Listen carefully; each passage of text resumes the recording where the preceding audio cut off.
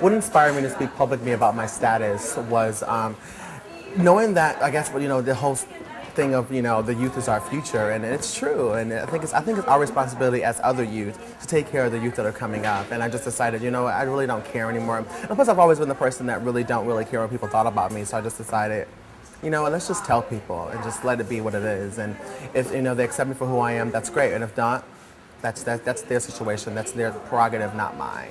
So that's the reason why I decided to come out with my status. Having an open dialogue about sex, and that's what makes sex a lot more enjoyable. And if you're not saying, well, if you're making out and the mood is right, pull the condom out and say, what do you think about one of these? And then making an open dialogue. And that's when it comes about sex. That's where we lose the intimacy, is we're not having an open dialogue about sex, and that's where it pretty much gets lost.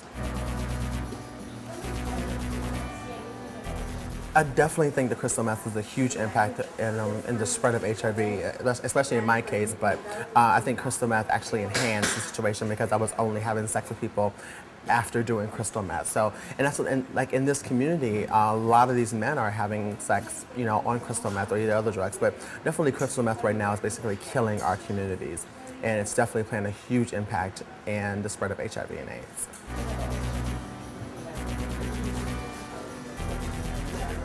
An example of discrimination in my case was actually yesterday for me.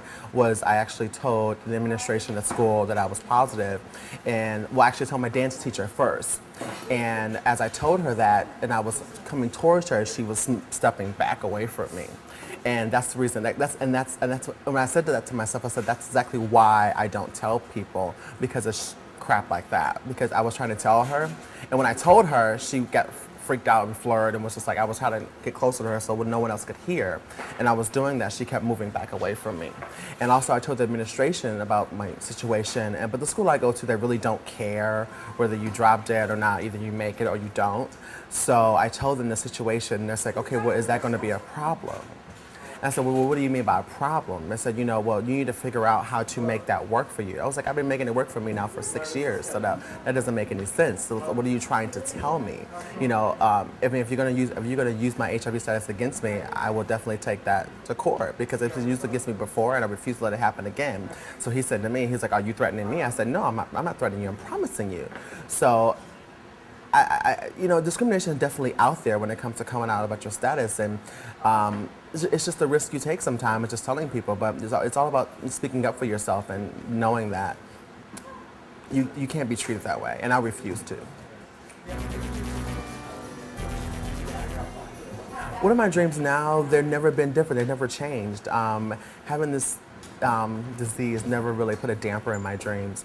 I'm still going to be the first openly, not just openly gay, well, it's been pretty openly gay actors on Broadway, but I want to be the first openly with my HIV status on Broadway, and I don't think anyone's done that yet. And I think it's someone needs to do it, and it's going to be me, and I'm definitely this close to making that happen. I think, having the situation, I think it even makes me it makes my drive and my determination and my goals even more worthwhile, because, we're all living from day to day, but now I have an even more reason to live longer, and making my dreams an even more impact on the next youth, and letting them know that, you can do this too. You can be an actor on Broadway just like I can.